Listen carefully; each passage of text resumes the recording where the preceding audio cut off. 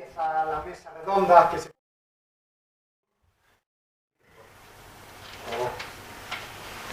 Es que hablo tan alto que ya me oigo por fuera del micro. Hola. Sí, ahora sí. Sí, ahora sí. Vale, pues os decía, repito por tercera vez. Ahora empezamos la mesa redonda que se titula R y COVID. Y bueno, voy a dar dos frases, ¿vale? Porque vamos un poco mal de tiempo. Y luego, bueno, pues a medida que tengamos chance para charlar, pues iremos abriendo temas de conversación. No lo hago nunca, pero hoy lo apunté, entonces lo voy a leer, que así no me extiendo. Dice así: en los tiempos que corren, uno de los temas más candentes a nivel mundial es la pandemia de COVID. Creo que no necesita ningún tipo de introducción o presentación. Además de los aspectos clínicos de la misma, uno de los papeles más importantes lo han jugado y lo continúan haciendo, porque estamos en ello, los especialistas en análisis de datos. Y R está jugando un papel fundamental en este campo. Dentro de esta jornada, de la octava jornada de usuarios de R, pues contamos con la presencia de, le vamos a llamar relevantes figuras, porque a lo mejor no los conocéis, no les ponéis cara, pero todos ellos están contribuyendo con sus análisis y con su información, sobre todo con la publicación de información que están haciendo. Ya lo veréis ahora cuando los presente y cuando nos presenten sus proyectos. Deciros que yo soy Miguel Rodríguez, soy técnico informático en el servicio de epidemiología de la Consejería de Sanidad, o sea que algo del COVID también me tocó a mí de refilón. Entre otras cosas, soy el administrador de contenidos de la web, ¿vale?, de coronavirus.sergas.gal, y bueno, y participo en el análisis de datos de alguna manera, o no siempre de la misma manera, por pertenecer al servicio de epidemiología. Voy entonces a presentar a nuestros invitados. Ya os digo que Javier Álvarez está o estará virtualmente, aún no está conectado. Y bueno, el orden de intervención, había pensado sacar aquí un programilla en R y hacer una especie de pseudo sorteo, pero creo que era más cómodo proponer un orden de intervención alfabético por el primer apellido. Y entonces me salió Javier Álvarez de primero, que lo paso al último lugar, porque hasta la 1:05 no se puede conectar, porque ahora mismo está dando clase en la Complutense. Entonces, con ese sorteo tan arbitrario que he hecho, la primera en intervenir es María Jesús Hernández Vega. Decir de ella que es científica de datos en CaixaBank, es matemática, máster en análisis multivariante y Big Data, y está aquí por ser una de las participantes en el proceso CED-COVID, Ciencia e Ingeniería de Datos para la Evaluación, Predicción Poblacional y Personalizada de la Evolución de la Enfermedad COVID-19 del CITIC. El CITIC es de la Universidad de La Coruña, para quien no lo sepa. Y nos va a hablar sobre el análisis de la concentración de CO2 en espacios interiores para la prevención del contagio por COVID. Gracias, María Jesús. Gracias.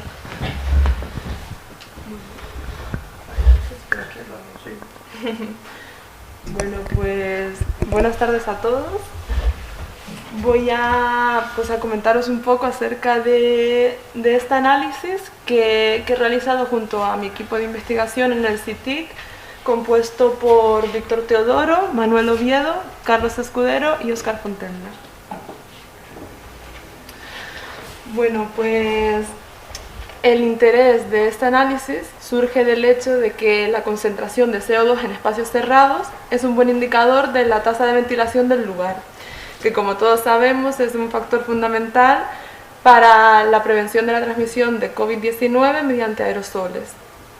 Por ello, hemos analizado los datos de la concentración de CO2 en las aulas en las que se desarrollaron los exámenes de la BAU 2021 en la Universidad de Coruña. Aquí en este gráfico podemos ver la evolución de la concentración de CO2 a lo largo de los 3 días de la BAU. Se colocó un sensor en cada una de las aulas, entonces cada curva que se puede ver en el gráfico corresponde a cada aula. Podemos ver que por la tarde se registraron niveles mucho menores de CO2, por el hecho de que por la tarde se desarrollaron los exámenes de asignaturas específicas al que se presentaba pues menos alumnos. Y asimismo también en el tercer día se nota también menos niveles de CO2 por el hecho de que van disminuyendo el número de alumnos que tienen que presentarse. Aquí podemos ver la profundidad de Freiman-Muniz para las curvas de CO2. Y bueno, en azul, la profundidad de Freiman-Muniz se puede interpretar como una medida de distribución central para datos funcionales, y en azul podemos ver la que se puede considerar la función mediana de todas, y en rojo la curva media funcional recortada al 25%. Estos gráficos se han realizado con el paquete Plotly y con el paquete de análisis de datos funcionales fda.usc. Bueno, también se realizaron numerosos modelos de regresión funcional, modelos aditivos de funcionales, porque nos interesaba pues predecir niveles peligrosos de CO2. En este caso vemos un ejemplo de la predicción de la concentración media de CO2 para la siguiente hora, tomando como variables explicativas la hora del día, la velocidad del viento y la curva de CO2 durante la hora anterior. Es decir, utilizamos los datos de CO2 de la hora anterior para predecir la concentración media de la hora siguiente. Bueno, se tuvieron en cuenta numerosas condiciones ambientales como temperatura, humedad, pero al final la variable que resultó más importante fue la velocidad del viento. Y bueno, y aquí podemos ver un gráfico de valores reales frente a predichos, donde se puede diferenciar por colores las facultades. Entonces, de ahí, del hecho de que la velocidad del viento fuera tan importante, surgió la idea de desarrollar una función que extrajera datos de predicción meteorológica de MeteoGalicia. Entonces, usando la versión 4 del API del MeteoSIX, se desarrolló esta función. Aquí tenemos un ejemplo y vemos que los argumentos son un vector con las variables que desees, en este caso pedí temperatura y velocidad del viento, el lugar, aquí tenemos un ejemplo de Santiago de Compostela, y el periodo de tiempo. Aquí tenemos escogí los datos de hoy mismo, entonces podemos poner un periodo de tiempo como máximo de 7 días, contando a partir de hoy porque son datos de predicción. Y esta función nos devolvería el siguiente data frame. ¿Qué pasa? Que el data frame sale así tan directo si metemos una de las grandes ciudades de Galicia como Santiago de Compostela, Vigo y demás. Pero si queremos, por ejemplo, una ciudad, un pueblo más pequeño como puede ser Laxe, cuando nosotros ejecutamos la función nos salta un data frame con una serie de lugares que contienen el término de Laxe, y tú pues ya detectas cuál prefieres. En este caso pues queremos el tercero, que sería Laxe, municipio de Laxe, A Coruña, y en la consola te pide que introduzcas el ID correspondiente, lo introduciríamos y ya tendríamos nuestro data frame con los datos de Laxe. Y bueno, y hasta aquí mi presentación. Muchas gracias.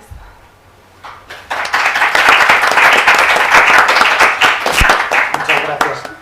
Como veis, las presentaciones van a ser breves para introducir un poco los temas en los que han trabajado cada uno, y luego pues charlaremos al respecto, ¿vale? El siguiente en comentarnos un poco su trabajo es Javier Nicfi. Está bien. Cada vez lo digo de una forma distinta. Lo escribo bien. Es el fundador y CEO de K-Stats. Es una empresa que se dedica a los estudios estadísticos y análisis de datos en Galicia y en México, y nos va a hablar sobre la recopilación y el análisis de datos COVID en los colegios de Galicia. No sé si seguisteis su actividad pues a través de las redes sociales, pero bueno, fue bastante activo, por lo menos hasta, bueno, ya nos contarás por qué paraste. Gracias. Bueno, muchas gracias. Lo primero que nada, estoy muy contento y muy emocionado de estar aquí. He seguido todas las jornadas desde el otro lado y quiero agradecer a Miguel, a María, a todos los organizadores que me han permitido estar hoy de este lado de acá. Bueno, yo soy Javier Kinifsky. No pasa nada por pronunciarlo mal, es un poco difícil. Al principio de la pandemia yo estaba muy preocupado. Yo creo que como todas las personas. Pensaba que iba a salir a la calle y que el virus era algo así como el ébola, iba a morir de repente. Al pasar las semanas me fui tranquilizando un poco hasta que supe que iban a volver los niños al colegio. ¿Por qué me preocupé? Porque yo tengo una hija y porque estaba viendo que muchos países no estaban volviendo a los colegios. Entonces, ¿qué fue lo que hice? Pues por defecto profesional fue agarrar R e intentar buscar los datos que tenía a mano. Con mi sorpresa, que casi no había datos públicos. El Sergas en aquel momento solo publicaba una pequeña nota de prensa, como bien sabe Miguel, en el que era un texto que no cambiaba mucho, por lo cual se podía más o menos scrapear, pero tenía la dificultad que cada día cambiaba. Entonces, si te olvidabas un día de no recoger ese dato, tenías un problema, porque te iba a faltar ahí un dato. Entonces, al principio empecé con esto, ¿es en presentaciones? Presentación, sí. Yo mismo puedo hacerlo, ¿no? Un segundito, creo que es aquí, presentación. Vale.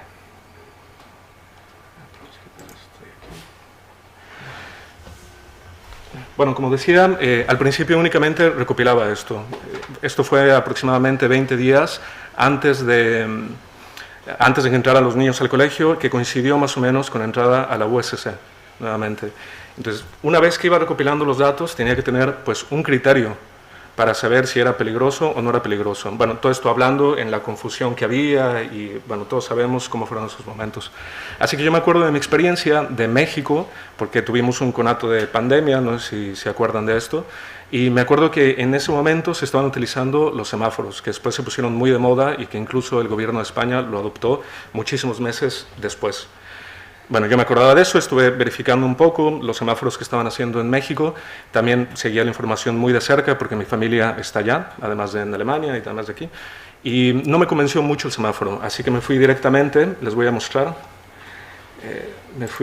bueno, todo esto está publicado en GitHub, no sé si puedo arrastrar.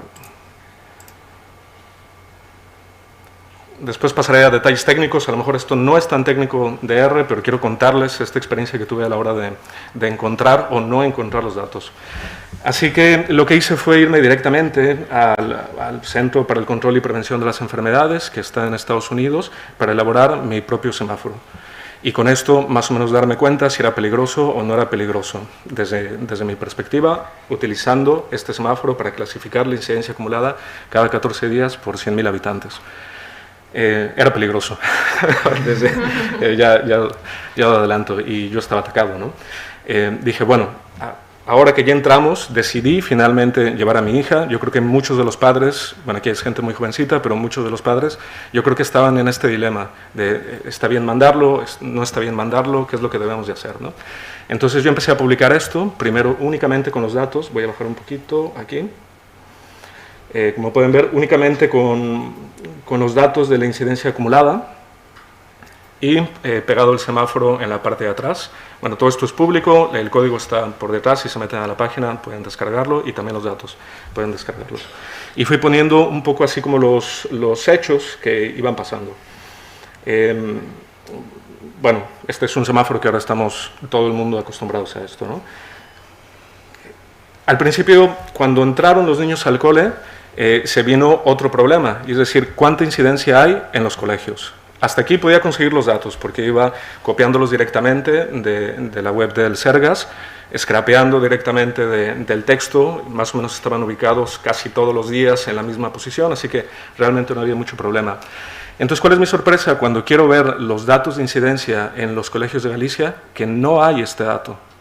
Entonces empiezo a preguntar, empiezo a moverme un poco por ahí, escribí al Sergas, no me contestaron nunca, ¿no? Bueno, algo que tampoco debe sorprender a nadie. Entonces dije, bueno, probablemente es porque lo estoy pidiendo mal, así que lo que voy a hacer es pedirlo formalmente y lo meto por registro. No sé si os acordáis, pero la transparencia en aquel entonces no estaba muy bien y tampoco estaban obligados a contestarte. Ahora sí que lo estarían, pero tampoco me han contestado, ya lo adelanto. Al mismo tiempo entré en otro proyecto que se llama COVID-19 Data, Allí conocí, estaban recopilando por provincias, con madrinas de cada una de las provincias, y ahí pude conocer a más personas, entre ellos a Daniel González, que es un bioestadístico de la Facultad de Vigo, que estuvo recopilando los datos de incidencia acumulada en general en toda Galicia y, para mi sorpresa, tenía también datos de la incidencia en los colegios. ¿Cómo lo conseguía? Él lo conseguía a través del show de Ourense. Y el show de Ourense lo que hacía era pasar una nota de prensa a la prensa y lo pasaba en PDF, a veces lo pasaba en Word. Y él lo que hacía era simplemente ir poniendo los números y después subía las otras columnas, las columnas de caracteres, por otro lado. Él no tenía mucho problema porque simplemente tenía que verificar que en aquella columna donde había números fuera efectivamente número nada más, y si había algún problema corregirlo. Pero a mí lo que me interesaba era saber en mi ciudad, es decir, en Santiago de Compostela, pues cuál era la incidencia y cuál era la incidencia de cada uno de los colegios, que estaba publicado, ya como les digo, primero en Word y después en PDF. Y aquí vienen los primeros problemas técnicos, porque la persona o las personas que lo subían nunca he sabido qué departamento fue. Este es otro detalle.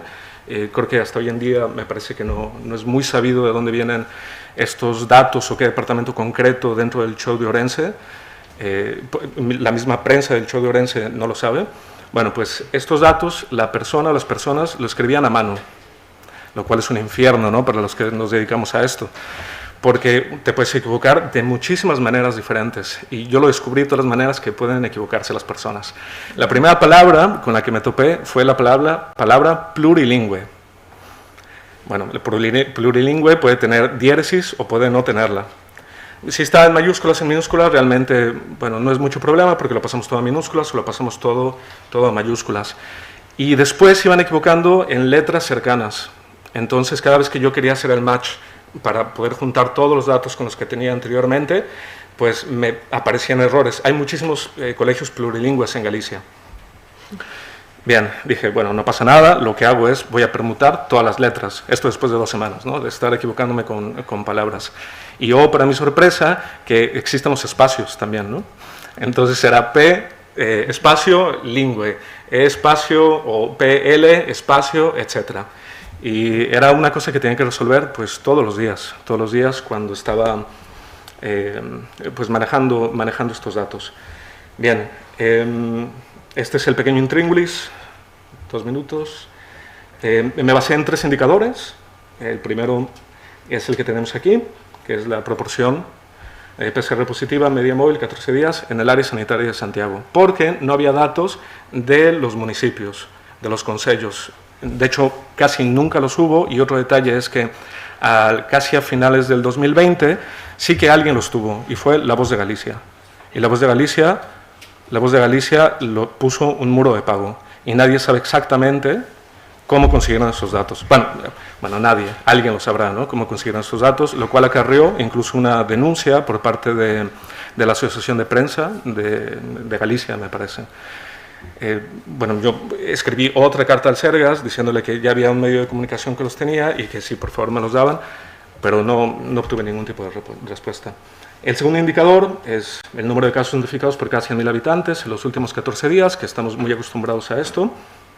Y por último, el tercero, que este fue un poquito más complicado o probablemente más arbitrario por la clasificación, pero está basado igual en los semáforos del control de epidemias. Casos activos, evolución de casos activos y después los mapas. Bueno, empecé a tener datos de cada uno de los colegios, iba pintándolos y después lo que hice fue ir poniendo cada uno de los días dentro de Santiago de Compostela el número de positivos que había.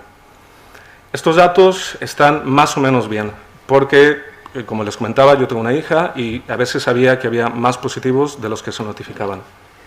Entonces, digamos que podemos tirar a la baja. Como dato curioso, y ya voy terminando en un minuto, como dato curioso, bueno, dentro de los colegios, hubo algunos colegios que por algún motivo tenían de manera sistemática más casos.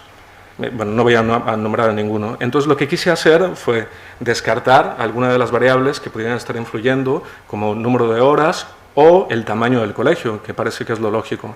Pues aunque parezca increíble, hablando con la Consellería, viendo los datos públicos, no hay información de cuántas personas están en un colegio de Galicia. No la hay. Bueno, si alguien la conoce, que me la dé. Entonces hablé por teléfono, me dijeron que me lo darían, no me respondieron, entrada por registro, siguen sin responderme. Y ese es un poco el intríngulis. Después de esto, lo que hice, me di cuenta de que había muchas personas que estaban interesadas para seguir su propio colegio, y no solo en Santiago de Compostela, sino en otros lugares. Así que lo que hice fue montar este Shiny, que espero que abran.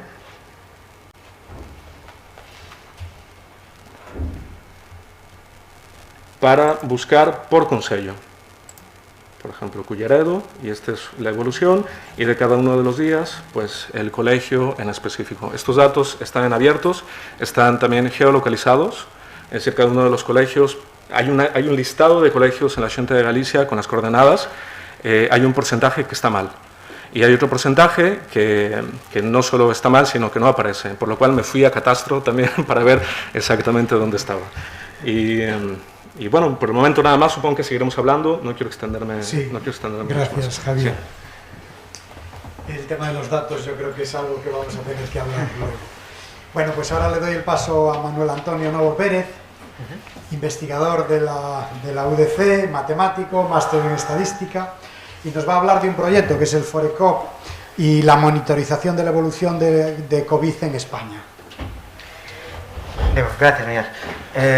Primero daros las gracias precisamente por esta. Al final no deja de ser una plataforma en la que podemos pues, presentar estas cosas y comentar esto, sobre todo estos problemas que por lo que veo son bastante comunes entre todos nosotros. Bien. El proyecto, no sé la verdad, si pudiera poner la web del proyecto sería estupendo. Si... Acerca que el teclado de allá. ¿Está aquí? No, ese no. Si se lo pasáis allí... Digo porque la web va a explicar mucho mejor que yo cualquier cosa que vaya.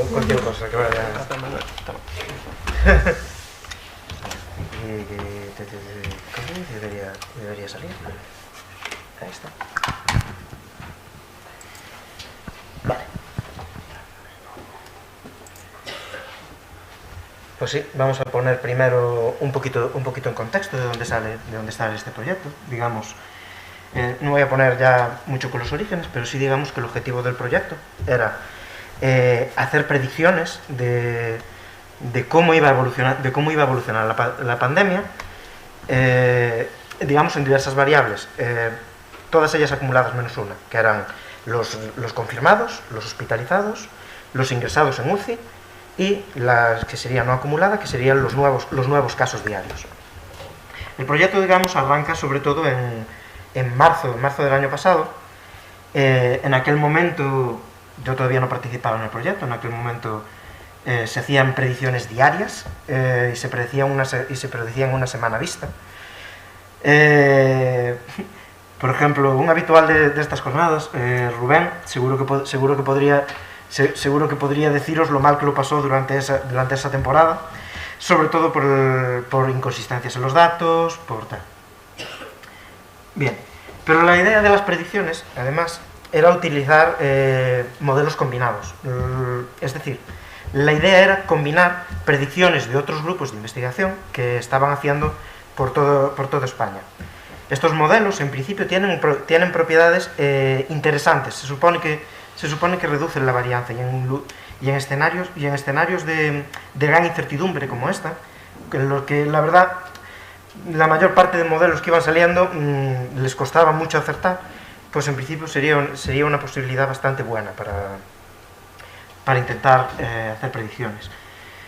Bien, se hizo un llamamiento a los grupos de investigación y se tuvo una recogida muy buena. Llegaron a participar en aquella etapa más de 40 predictores distintos. El problema que tuvo es que ese ritmo no era sostenible. El ritmo que tenían de publicar todos los días y tal, no fueron capaces de aguantarlo, y al final acabó terminando esa etapa, digamos, en mayo de 2020, por el simple hecho de que el propio Instituto de Salud Carlos III dejó de publicar los datos del coronavirus. Luego, esta iniciativa vuelve a arrancar en noviembre, en noviembre, sobre todo, que es cuando me incorporo yo, en el que no solo retomamos las expediciones las retomamos a principios del año 2021, yo creo que fue sobre enero, eso lo puedo mirar por aquí perfectamente. No, en abril, cerrar retomamos. Debíamos de empezar antes, pero bueno, venga. En el que retomamos la iniciativa, en este caso con menos participación, supongo que un poco asqueados de cómo funcionaron los datos en la etapa anterior. Ahora mismo tenemos unos 10 grupos trabajando en las predicciones. Ahora ya las hacemos a un ritmo distinto, las hacemos cada semana y las hacemos a 2 semanas vista.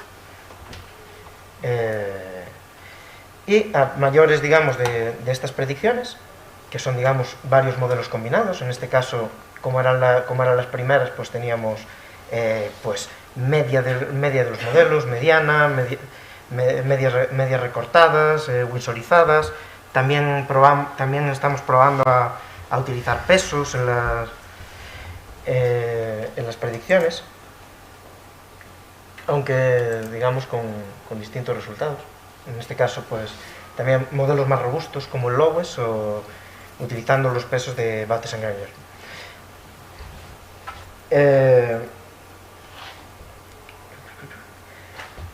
Vale. Y a mayores de estas predicciones, esta web que os estoy enseñando, pues la idea también no deja de ser una aplicación Shiny, en la que la idea es proporcionar la máxima información posible, o que más bien encontramos de fácil acceso, que se tiene del coronavirus, tanto a nivel de comunidad autónoma como de provincias, digamos.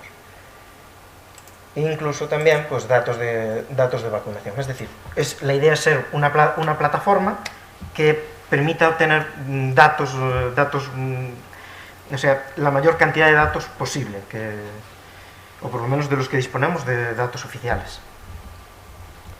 Y creo que lo voy a dejar un poco aquí, porque la verdad es que el tema de los datos y demás, creo que hay otros temas más interesantes para tratarlo. Vale, muchas gracias, Manuel. Seguimos entonces con Manuel Bahamón de Rivas, que es científico de datos de la Universidad de Coruña, matemático y máster en técnicas estadísticas, y nos va a hablar de una cosa que a mí me dio mucha rabia por no haberme dado cuenta yo hasta que descubrí que lo estaban haciendo ellos, ¿no? Nunca se me hubiera ocurrido y me parece súper interesante. Nos va a hablar sobre el análisis y modelado de datos de la carga viral de COVID en las aguas residuales en el marco del proyecto COVID-BENS. Muchas gracias, Miguel. Vamos a ver cómo se hace esto. Control L, sí. que vale. Bien. Bueno, moitas gracias, Miguel. Eu son Manuel Bahamonde e traballo no grupo MODES da Universidade de Coruña neste proxecto COVID-BENS, que se dedica a analizar a cantidade de coronavirus presente en aguas residuais na área metropolitana de Coruña.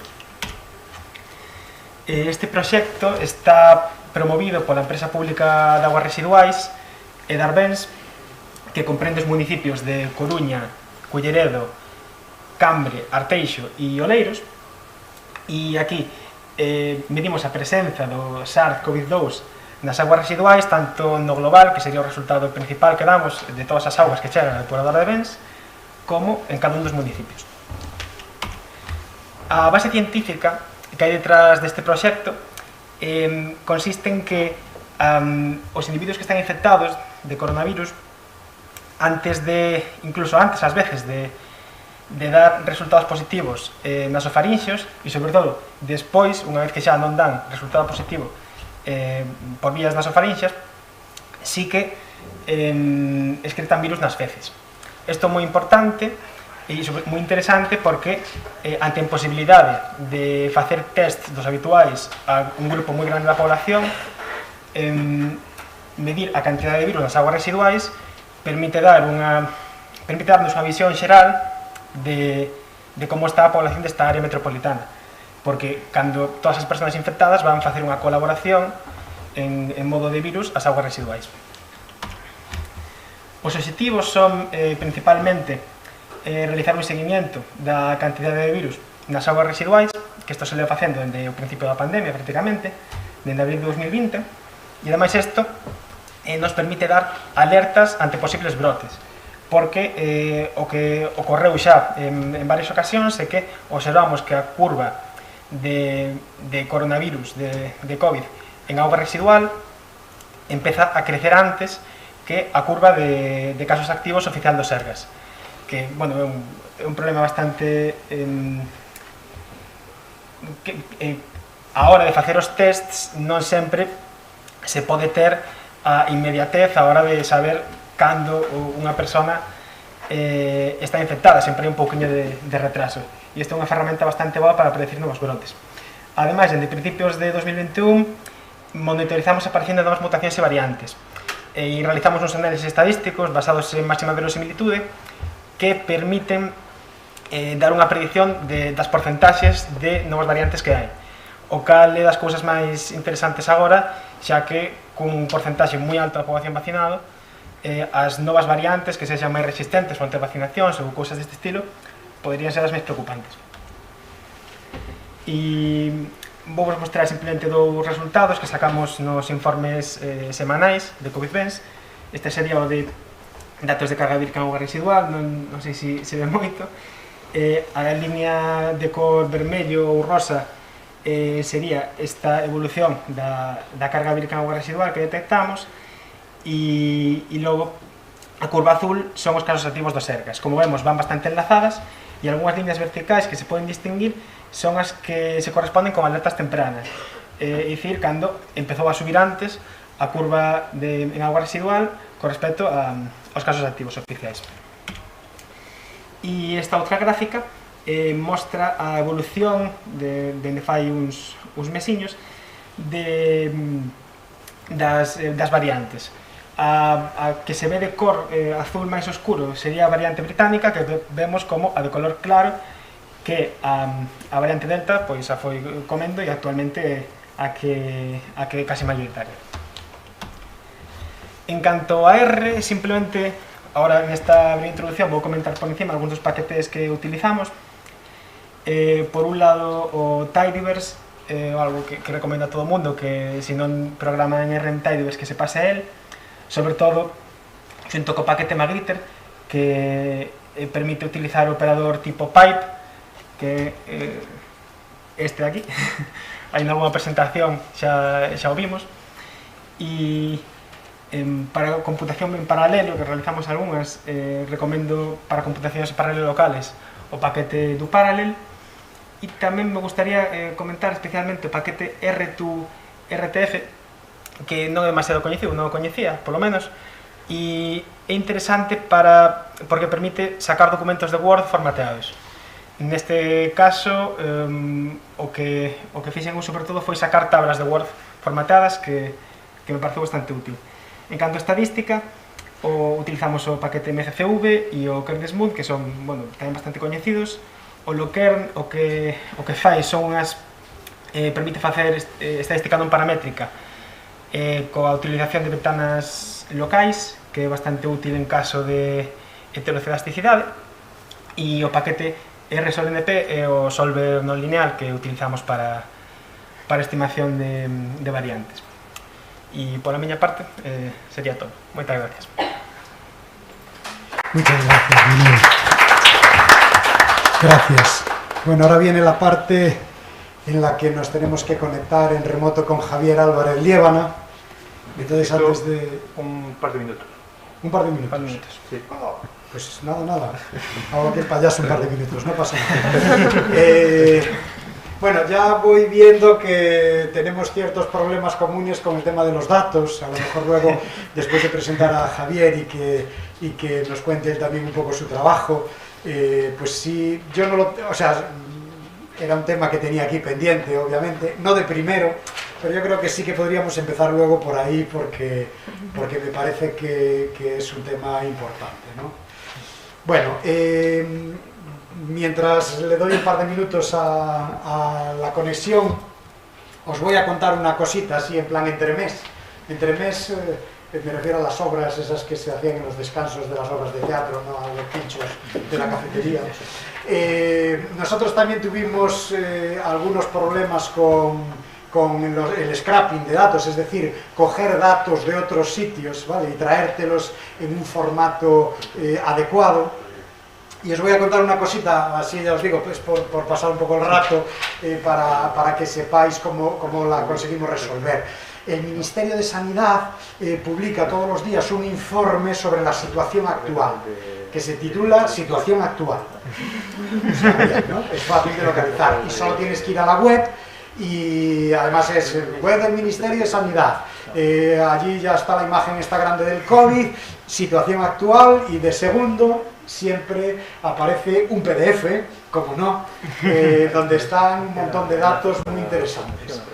El nombre del PDF cambia todos los días, como no. Y entonces, bueno, hemos conseguido hacer una pequeñita rutina en R que hace scrapping sobre ese PDF, ¿vale? Lo que hacemos es, hemos descubierto cómo lo nombran, es decir, todos los días se nombra casi igual y le varían un número. Entonces, bueno, como sabemos cómo ese número evoluciona, pues ya sabemos cuál va a ser el nombre del fichero del día siguiente. Y lo que hacemos es meterlo en una variable con la ruta completa, es decir, vamos a llamarle ruta, por ejemplo, igual a comillas y todo el http //pdf, cierra comillas, y ya tengo almacenado ese PDF en una variable de mi programa. Luego, bueno, claro, si el PDF fuera una tabla sería genial, pero el PDF son un montón de páginas que tiene un montón de tablas, y a nosotros solo nos hace falta una determinada, ¿vale? Entonces, ay, se me olvidó el nombre de la librería. Tabulicer, ahí está. Menos mal que tengo a Marcos aquí.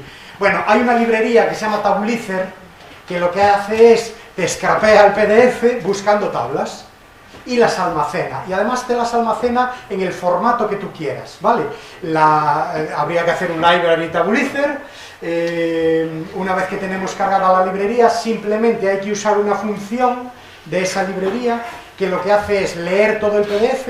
Puedes decirle incluso que lea una página en concreto, y de esa página en concreto que extraiga todas las tablas que tiene en formato, por ejemplo, data frame, y una vez que las tienes cargadas, lo que tienes es que seleccionar la tabla que quieres. Por suerte, en ese informe del Ministerio es la primera tabla de la primera página, entonces es simplemente decirle que lea la página 1, que cargue la tabla 1 de la página 1 y que la almacene como un data frame. Y ahí ya tenemos la tabla para poder trabajar con los datos. ¿Sigo o ya estamos? Sigo. Bueno, la función... Yo tenía esto preparado por si las moscas hacía falta. La función se llama extract-tables, ¿vale? Es, ya os digo, de la librería Tabulicer, y entonces lo único que tienes que hacer es pasársela a la variable donde has cargado el PDF, decirle que el output lo haga a un data frame, en page, que es otra de las opciones que tiene, decirle que es la página 1 en este caso. Y bueno, hay otro pequeño problema, y es con la codificación de caracteres. Y entonces, bueno, ahí pasamos un parámetro encoding diciéndolo que los lea en un TF8. Y entonces así ya tendríamos un data frame perfectamente funcional para luego, bueno, hacer lo que queráis. Nosotros lo guardamos, incluso creo que los estamos almacenando en CSV y estas cosas. Vale, bueno, era un poco por darles tiempo. Yo no sé si Javier ya se conectó. Sí, pero no... Bueno, pues seguimos, porque esto es una mesa. Entonces, hay una cosa peor que el PDF, Miguel. ¿Hay Y una es cosa que peor? sí, el gobierno de Murcia lo ponía en un tuit y además a modo de imagen. imagen. Y borraba el tuit anterior del día anterior, ¿eh? Me cachis. A mí me hace gracia que hables justo del PDF ese, porque nosotros intentamos trabajar con ese PDF. Lo que pasa es que nosotros no queríamos solo la primera tabla, las queríamos todas. Sí. Dejamos de hacerlo porque precisamente el Tabulizer empieza a tener problemas. Y aparte el Ministerio no nos hace el favor de mantener siempre el mismo formato de tabla tampoco, ni tampoco las mismas páginas, ni tampoco los mismos gráficos. Acabamos renunciando a ello, no era posible. No. Sí, nosotros nos encontramos con problemas efectivamente con ese formato, porque a veces la tabla no está en el sitio donde se supone que tiene que estar, o la cabecera de la tabla no la entiende. Entonces le hemos pasado, porque Tabulizer también te permite capturar rectángulos dentro de un PDF. Entonces sí que vimos que la tabla solía estar casi siempre en el mismo sitio y rodeada de unos espacios en blanco que nos permitía disparar en plan cañón contra ese hueco, pero sí, es un trabajo fastidiado. En nuestro caso además necesitábamos que fuera automatizado, y en el momento en el que intentabas hacerlo automatizado, si intentaba beber de ahí, se moría la web, o sea, no podía trabajar con De hecho, Tabulizer, bueno, está muy bien, es muy útil, pero es muy poco eficiente la librería, y con ese PDF, que es un pelín grande, se tira su tiempo, y luego os carga muchísimo el sistema de tablas, de cosas que entiende como tablas que no lo son. Bueno, tiene sus problemas, ¿vale? El scrapping es un arte, más que una ciencia, es un arte, sobre todo en esos formatos. También hay maneras de pasarles OCRs, pero bueno, ya, si lo que tenéis son datos en una imagen, olvidaos de hacer OCRs y cosas de esas, porque no hay manera. Bueno, ya que estamos, o que aún no estamos, sí que podíais comentar algo, si queréis, para no empezar con las hostilidades, de por qué habéis pensado en hacer vuestro trabajo con R y no con otras cosas. Quien quiera. Sí, pues, Si no lo digo yo, María Jesús, tú. Bueno, pues la verdad que yo siempre que voy a hacer cualquier tarea estadística es el primer lenguaje de programación que se me viene a la mente, y realmente lo que más me gusta de R es su flexibilidad. Su flexibilidad a la hora de poder tratar pues casi cualquier tipo de datos, y porque sobre todo en nuestro proyecto casi que lo más complejo era la base de datos, porque teníamos datos minutales, cada minuto, la concentración de CO2 en cada una de las aulas. Entonces hubo un gran trabajo del manejo de la base de datos, y la verdad que R para eso es espléndido, para toda la flexibilidad que ofrece. Bien. Manuel, por ejemplo, que te veo con ganas de contarlo. Más bien estaba pensando que iba a contar, pero nada, pero sí, digamos en nuestro caso, pues ya teníamos trabajo previo hecho, precisamente de esta primera etapa, en la que ya toda esta combinación de modelos ya se había hecho en R también. Después, digamos, por mi parte, a la hora de programar es mi lenguaje primario, especialmente si tengo que programar en estadística, aparte de que nos permitía pues esta capacidad, pues por ejemplo, para hacer esta aplicación Shiny y poder refinarla. Si a eso le sumamos el tener experiencia ya en el lenguaje, al final es una plataforma ideal para preparar, digamos, estas predicciones y esta aplicación. Bueno, entiendo que la parte de poder visualizar dinámicamente los datos con Shiny también es algo, o sea, es un valor añadido muy grande, ¿no? O sea, no solo por la parte de programación estadística, sino porque luego ponérselo a la gente como visor... Claro, es sobre todo por eso, al final es una plataforma muy buena, pues por ejemplo, para mostrárselo a un público que a lo mejor no es experto en la materia, que no le vas a dar un bloque de CSVs, claro, para que un script para que lo ejecute, exactamente. ¿Y tú, Manuel, qué me dices? Pues en mi caso, yo creo que en la mayor parte de los casos que nos encontramos aquí en esta sala, un factor muy importante es el campo del que venimos de un campo más enfocado a la estadística, y normalmente la gente de este campo está más cómoda trabajando en R, porque también tiene un enfoque desde esta perspectiva, con respecto a una perspectiva más informática o de ingeniero, que muchas veces es creo que la que está más cercana a Python. Sí. Y además, claro, esto nos permite que si queremos utilizar técnicas, en nuestro caso eran técnicas no paramétricas, las que estamos interesados en utilizar, pues tenemos más material para trabajar en ello en R, sí. Porque la mayor parte de investigadores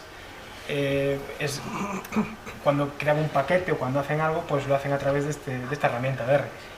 Y como han dicho mis compañeros, pues es muy versátil para todo tipo de datos. Por ejemplo, no sé si hay otro lenguaje en el que sea tan cómodo trabajar con datos funcionales, que sin embargo en R pues hay varios paquetes, especialmente el FWC, que están muy bien, y creo que no hay un motivo para utilizar otro realmente cuando se está haciendo un análisis de datos.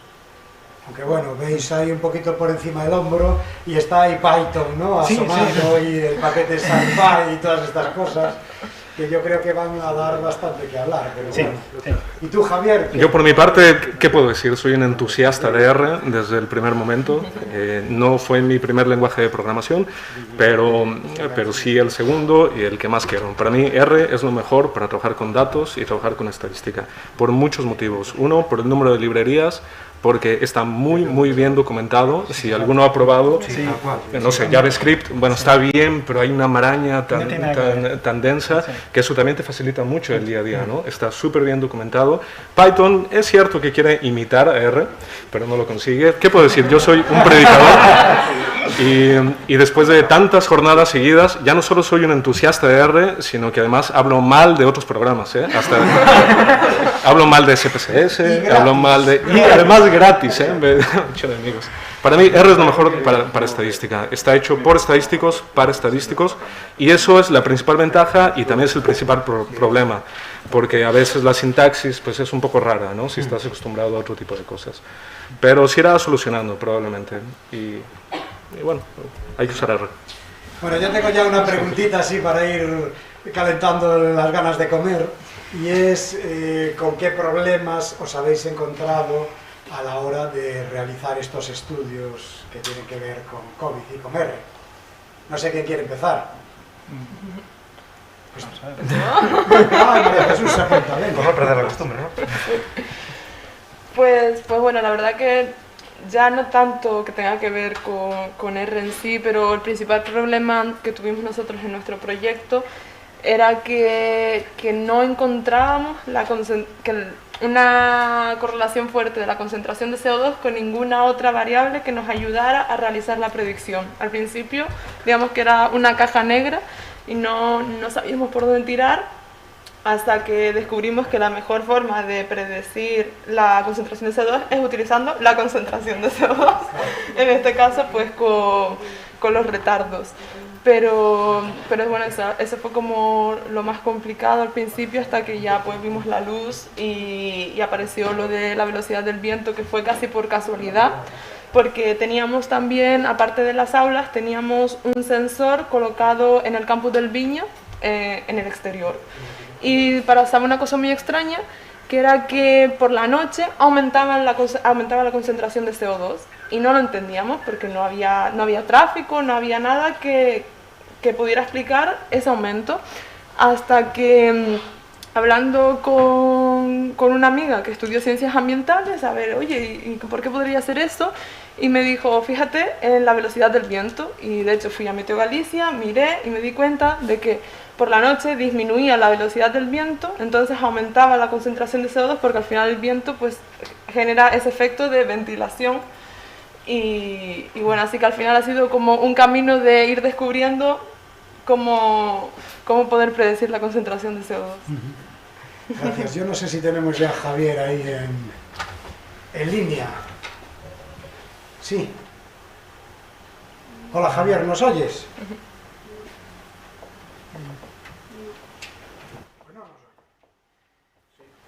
Creo que sí, pero creo que no escuchamos nada. ¿O no te oímos a ti, por lo menos? Bueno, disculpad estos problemas técnicos. Vamos a seguir un ratito, ¿vale? Porque yo creo que es importante que Javier entre a contarnos su experiencia en la mesa. Para los que no lo conozcáis, y así ya lo voy presentando para que no quede para luego, os digo que Javier Álvarez de Liébana es matemático, es doctor, investigador y divulgador científico. Actualmente es investigador y docente en la Complutense, en la Universidad Complutense de Madrid. Es miembro de Acción Matemática contra el Coronavirus. Es conocido en Twitter como Dados de Laplace, supongo que a algunos suena. En Instagram y Twitch como Javier Álvarez Liébana. Y en Twitter, Discord, Telegram y YouTube como Dados de Laplace. Es decir, el perfil de divulgador está claro. Y sí que nos gustaría que nos contase su experiencia, porque entendemos... Bueno, él ahora está en la Complutense, pero antes estuvo en la entre otros sitios, en la Universidad de Santiago, estuvo en la Dirección General de Salud Pública del Principado de Asturias. Es decir, es una persona que tiene el perfil perfecto para hablar de análisis de datos de COVID y además el perfil perfecto para contarnos cómo divulga sus informaciones, ¿vale? Por eso era importante que estuviera hoy aquí y nos da un poco de rabia. Nos da un poco de rabia que estemos teniendo estos problemas. Sí, se te oye. Otra persona que... Hola Javier, ¿nos oyes ahora? Yo sí. Y nosotros a ti también, qué alegría.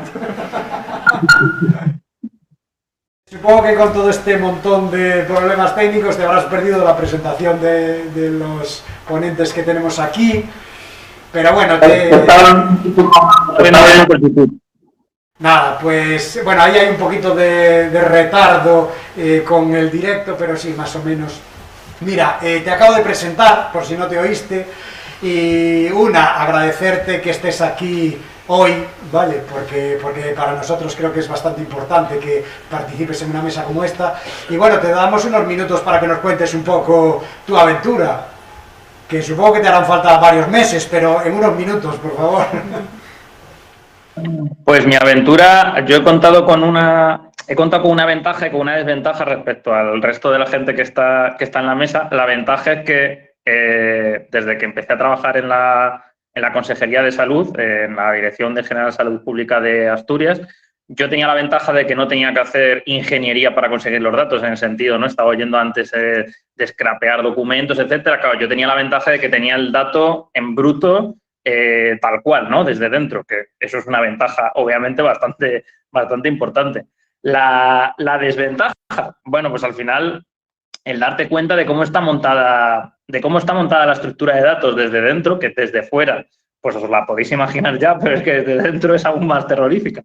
De Excel sobre Excel, de cosas muy básicas desde columnas con tildes, columnas que de repente cambian, columnas que de repente aparecen nuevas y nadie te avisa, ese tipo de cosas.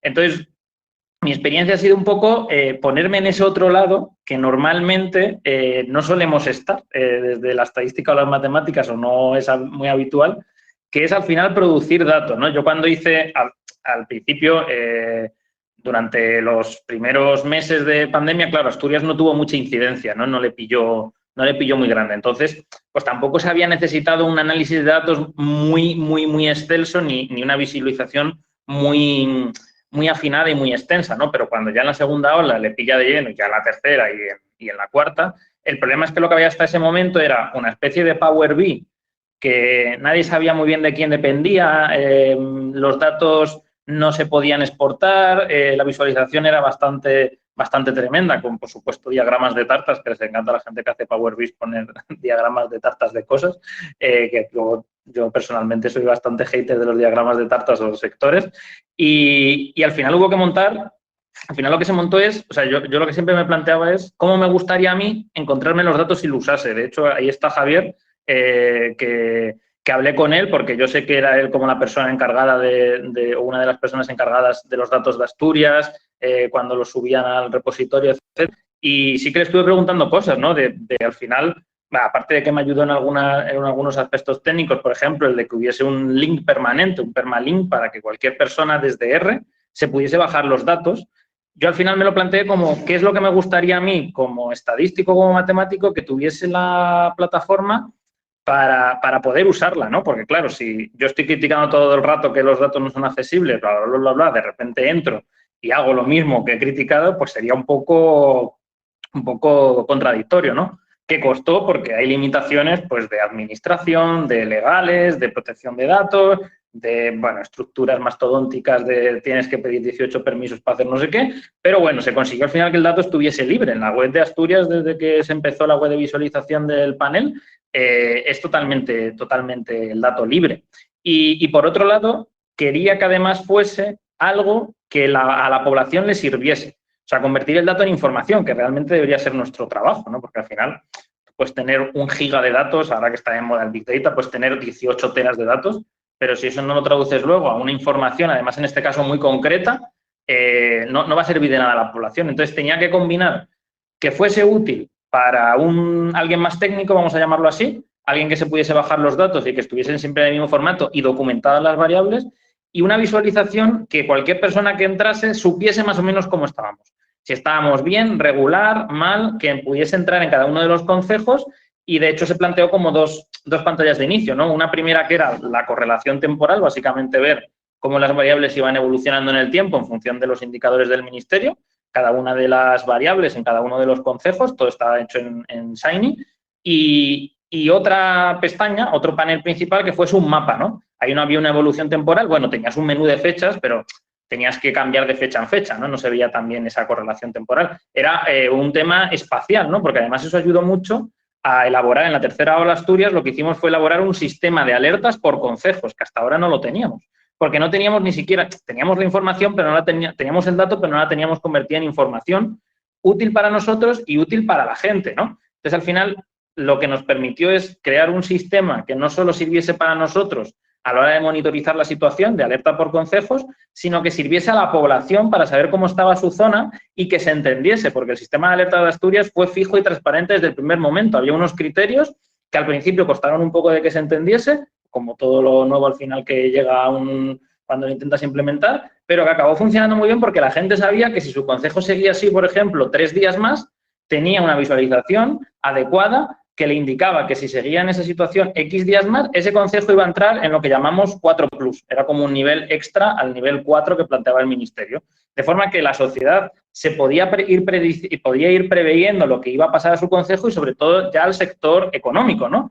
No es lo mismo que te digan un día para otro, tienes que cerrar el bar, a que tú vayas viendo día a día, semana a semana, que la situación va empeorando y te puedas ir haciendo una idea de hacia dónde va la situación. Entonces era como el doble reto de cómo me gustaría a mí como matemático encontrármelo, pero también que fuese útil para la población, no solo útil para el técnico, sino a nivel de divulgación casi estadística. Se acompañó con hilos diarios, estuvimos haciendo durante prácticamente 6 meses, desde la cuenta del Observatorio de Salud, un hilo de Twitter cada día explicando y divulgando cosas que la gente a lo mejor no tenía tan clara, ¿no? Pues qué significa la positividad, si la positividad había subido era bueno o malo, o no tenía significado porque dependía del número de pruebas o no sé qué. Entonces intentó como mezclar ambas cosas y con R además, o sea, sin tirar de Power BI y totalmente flexible, que además, o sea, lo que acabamos haciendo como última aportación que se hizo a esa página fue una cosa muy útil que cuando ya empezaban las vacunas fue un visualizador de edades. Básicamente con los típicos botoncitos de un panel de Shiny que puedes ir visualizando las distintas variables que podías tener por edades para que nos sirviese también, nos fuese útil a la hora de correlacionarlo con los sectores que se iban vacunando, ¿no? Porque llegó un momento en que sobre todo eran jóvenes. Esa es más o menos así la idea. Tampoco me quiero extender mucho, que no sé cómo va el tema de tiempos. Escaso soy, pero bueno, sí que es interesante lo que estás diciendo. Sí que me gustaría que hablases de una cosa más, y es de tu labor divulgatoria o de divulgación, pero a nivel personal, porque efectivamente hay una línea que es la general y la que hicisteis desde la propia administración, pero luego tú has tenido una actividad enorme a nivel personal en tu cuenta de Twitter, empezaste por ahí y luego pues ya te has ido expandiendo como los gases a otras redes sociales. Pues el Twitter yo la verdad lo tenía bastante sin uso durante mucho tiempo y yo me di cuenta, o sea, yo empecé y el que tenía sobre todo sin mucho uso era Instagram, que yo prácticamente no lo usaba. Y de repente, sobre todo en marzo, al principio de la pandemia, empecé a subir stories explicando gráficas de distintos países, incluso con el R, haciendo el Plotly o el ggplot, explicando pues si subían, si bajaban en ese momento. Y como que me di cuenta que yo en ese momento lo hice primero por aburrimiento, porque estábamos confinados, y segundo por intentar aclarar un poco la situación a los 150 amigos que tenía en Instagram. Pero de repente me empecé a dar cuenta que es que la gente tenía mucha inquietud, no tanto por la gravedad de la situación, que era grave, sino porque no sabían lo que podía pasar, en el sentido de que les estaban bombardeando con una cantidad tal de información, de repente, que si positividad, que si tasa acumulada, que si el número reproductivo, que estuvo muy de moda durante un tiempo, luego ya se desechó, que si luego era número de clústeres, que si luego lo importante era la incidencia, que si luego la trazabilidad, un bombardeo de cosas, que si el suavizado de medias móviles o no sé qué historias, que la gente no asimilaba y eso le causaba aún más incertidumbre y más sufrimiento, yo creo. Y entonces empecé pues a hacer un poco de divulgación respecto a eso y pues hasta aquí. O sea, básicamente fue por casualidad realmente y por aburrimiento. Muchas gracias, Javier. Voy a lanzar una pregunta a todos, ¿vale? Considérate incluido. Y es que, bueno, a raíz de lo que estabais comentando, veo que hay un problema grande a la hora de tener accesibilidad a los datos que necesitáis para hacer vuestros estudios. Bueno, Javier parece que hizo un poco la guerra desde dentro, pero no todos lo consiguieron. Veo que María Jesús pusieron sus propios analizadores que recogían los datos que necesitaban para el estudio. Pero vosotros tres estabais en una situación completamente distinta, en la que dependíais de terceros para hacer vuestros estudios. ¿Qué pasó? Es un poco vosotros dos, sois los que más peleasteis, ¿no? Bueno, pues si quieres ya empiezo yo entonces. Venga, va.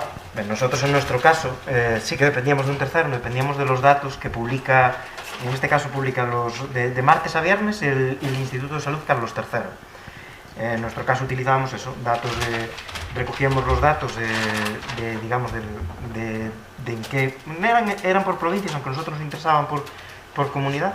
Sí.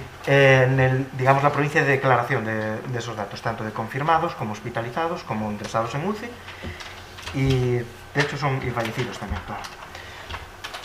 Y problemas muchos. En la primera etapa, que es la etapa que por suerte no me tocó vivir,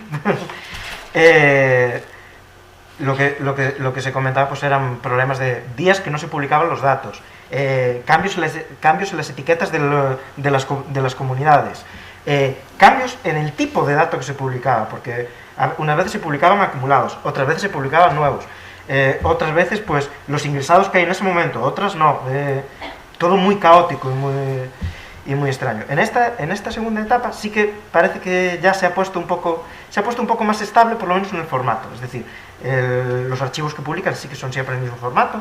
Alguna vez nos topamos con algún problema en los etiquetados, pero tampoco es nada muy grave, pero digamos que sí que hay otros problemas que sí son bastante peores de resolver. Uno de ellos, en nuestro caso, pues trabajamos de forma automatizada. La hora o el día en el que se publica no depende de nosotros. Entonces hay veces que se publica el archivo a las 12, otras veces a la 1, otras veces no se publica.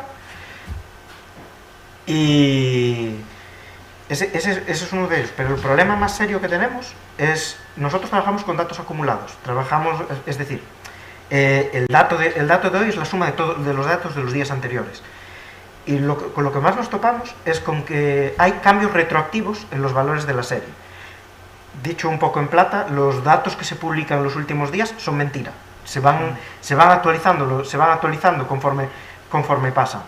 Y esto provoca problemas muy serios en las predicciones. Sobre todo nos generan sesgos. Básicamente todas nuestras predicciones se quedan debajo de las cifras reales.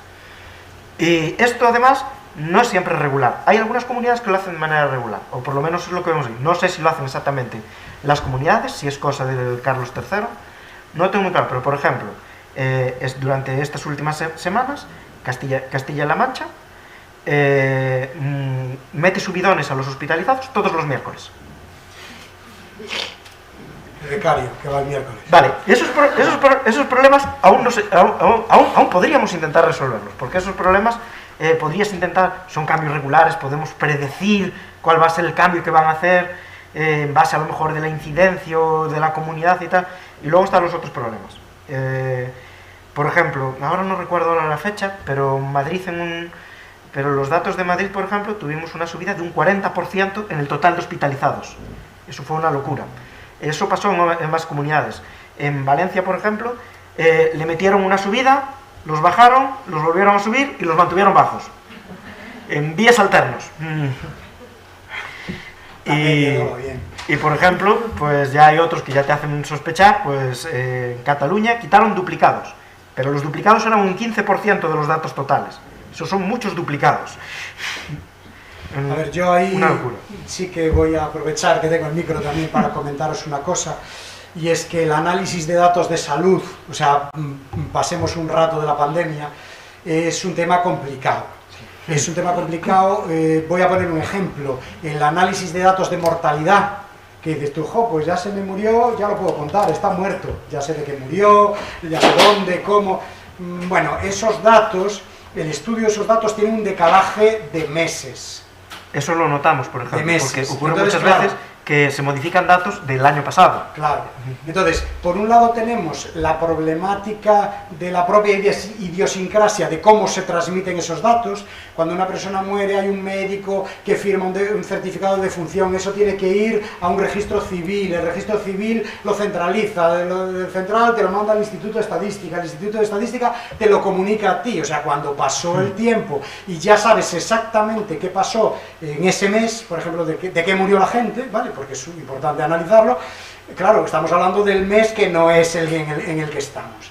Cuando pasó el tema de la pandemia, tuvimos un problema enorme, y es que es prácticamente imposible tratar esos datos en tiempo real, por la propia idiosincrasia de cómo se comunican esos datos. Porque claro, los que almacenan los datos y los que hacen los estudios con ellos no son los que los recogen.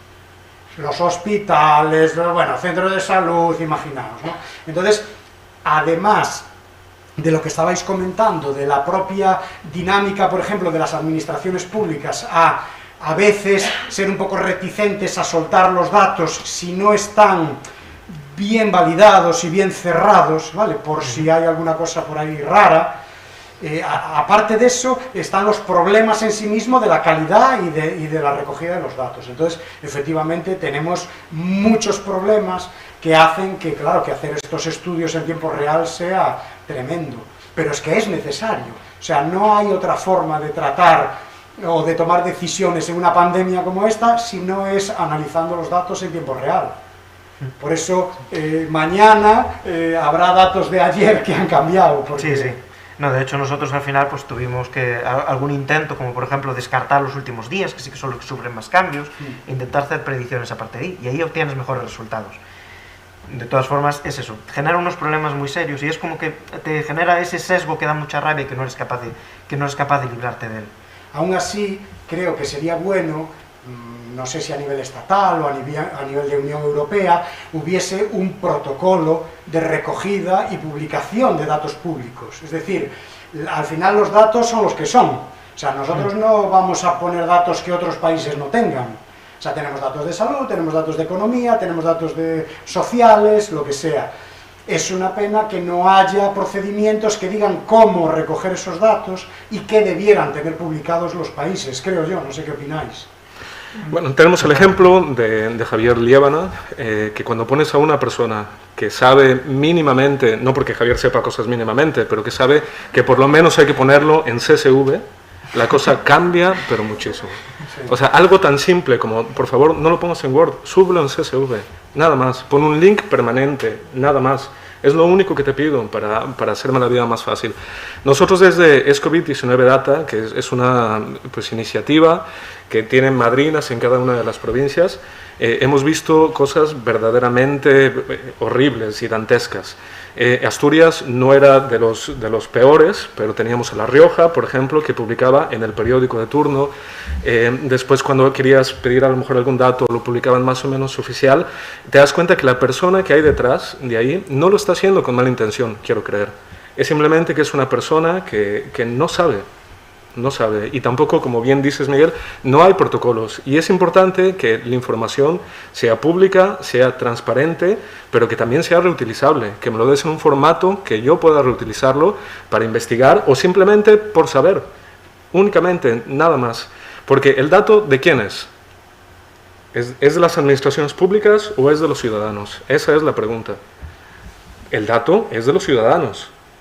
Quitando, por supuesto, hay datos que no hay que anonimizar, etcétera, etcétera, pero una vez que son anónimos, esos datos le pertenecen a la población. Y no solo por el morbo de saber, sino porque también hay empresas que dependen de datos abiertos. Hay decisiones que uno toma en el ámbito de la salud a nivel de usuario, sin ser médico, sin ser nada, si tú tienes los datos para decir, oye, mira, ahora la incidencia está muy alta, no voy a salir. O voy a intentar tener más precauciones. Esto porque estamos hablando de COVID-19, pero así para tantas cosas que nos hacen más competitivos. Entonces, esta cultura del dato abierto no solo es porque queramos ser buena gente o porque seamos muy curiosos o seamos una panda de frikis que estamos en la estadística, que queremos saber todas estas cosas. Es porque hace a un país más competitivo y es porque es un derecho de la ciudadanía. Y sí que hay legislación al respecto a nivel europeo, pero ya nos meteríamos en otro tema. Sí, hay legislación, efectivamente, solté ahí la andanada a ver si colaba por ahí, pero nos vamos a meter en unos fregados importantes. Después no te hacen caso, después, bueno, hacen un montón de triquiñuelas legales para no darte el dato, creo que, bueno, no quiero mejor no lo digo. Pero sí que hay plataformas como la de Public Money, Public Code, o sea, si es dinero público, el código o los datos debieran ser públicos, o por lo menos hasta cierto punto. Quiero decir, tampoco se está pidiendo o no están pidiendo que se publique todo en abierto, porque, oye, hay cosas que no se deben hacer, quiero decir, hay legislación al respecto de ciertos datos y debiéramos cumplirla. Pero sí es cierto que podríamos mejorar bastante el sistema teniendo procedimientos y teniendo datos publicados. Bueno, si me permitís, creo que hay un detalle que es muy importante, y es que aquí todos estamos en general, pienso de acuerdo con lo que acabas de decir, de que los datos abiertos son una ventaja muy importante en general para la sociedad. Nos hacen, como bien dijiste, más competitivos, pero no obstante creo que hay una parte, y es una parte muy importante de la población, que tiene cierto miedo a esto. Siempre que se habla de datos y de datos abiertos, tienen mucho miedo a estas cosas. Y ahí seguramente fuera necesario una tarea de educación en el sentido de que no existe ningún peligro, porque muchos de estos datos se han publicado. Y sin embargo hay gente que, por desconocimiento, piensa que sí. Piensa que es una invasión de su privacidad, cuando en realidad pues estos datos no afectan nada a un individuo en particular. Lo que da información es de una visión en conjunto siempre, y creo que es uno de los principales retos que hay que solventar en este caso. Después le vamos a aceptar a las apps de todo lo que tenemos. Claro. Y nos preocupa. Eso, ya sé que está muy manido decir esto, ¿no? Pero es así, ¿no? Sí. Me haces una seña que no entiendo, María. Quiere intervenir, ya entendí la seña. Bueno, vamos a hacer una cosa, si os parece.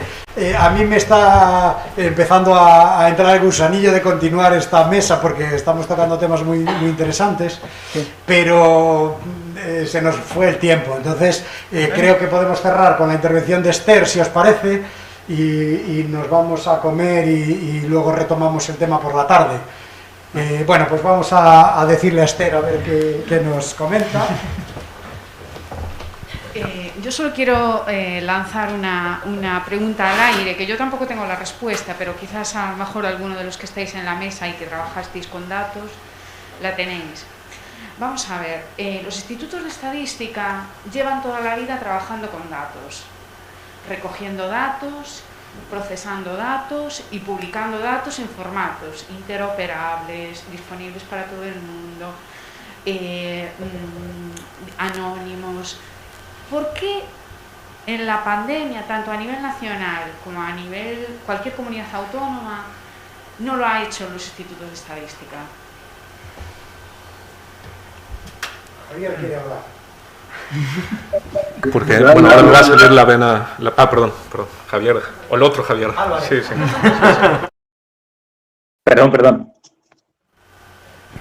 Dale, Javier, dale. Sí, Javier, sí, tú, perdona, es que no tenía el micro. Sí.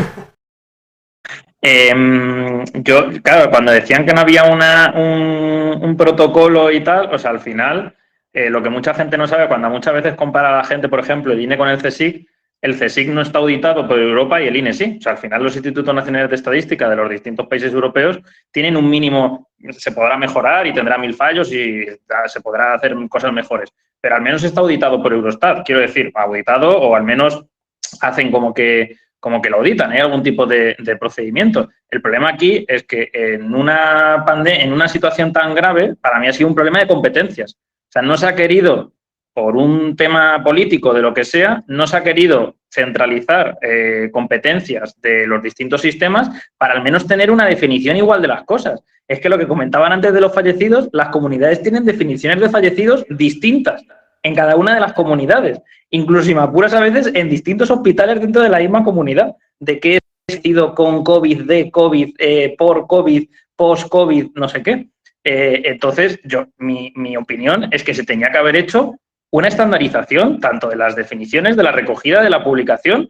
Si era a cargo del INE, mejor, por lo que comentaban de que lleva haciendo esto durante mucho tiempo con otro tipo de datos. Lo que no se puede dejar es que cada administración decida qué es un caso, cuándo entra en la incidencia para que la puedas ver o se te vaya para atrás y nunca la veas, o que es un fallecido. Yo tomando, y creo que ya es tarde, ¿no? Pero sí. Yo tomando la pregunta, y ahora sí mi vena de politólogo, es simplemente porque la información es poder para la política. Y si lo dan al INE, entonces están obligados a una serie de cosas, que es lo que tú comentabas, interoperabilidad, anonimizados, etcétera, etcétera. Y entonces ese relato que tú quieres contar ya está mediado por otros actores políticos. En este caso, una institución de la cual no tienes un control total, porque si por algo se caracteriza el IGE es por sus buenas prácticas. Bueno, ahora te echo flores, ¿no? Pero es cierto, ¿no? Que llevan años y años y años y además son muy amables, etcétera. Entonces, es una cuestión política. La información es poder. Si a ti te está diciendo un político algo y al mismo tiempo tú puedes contrastar esos datos y ves que a lo mejor no es exactamente así la cosa, el relato ya no cuaja también. Y esto es una batalla a nivel interno dentro de las administraciones públicas, que no se pasan información entre ellas, y después de cara a la población, a los ciudadanos. Creo yo que es por eso. Pero bueno, es especulación, por supuesto. Bueno, queda ahí la pregunta en el aire y cada uno que tome sus conclusiones. Yo tengo que cortar, de verdad que me da muchísima pena, primero porque os tengo a todos aquí y os podría ir a estrujar a tope, pero no puede ser. De verdad que muchísimas gracias por estar aquí, ¿vale? Y bueno, simplemente ahora hacemos una pausa y a las 4 pues volvemos y seguimos con la sesión de tarde. Venga, gracias.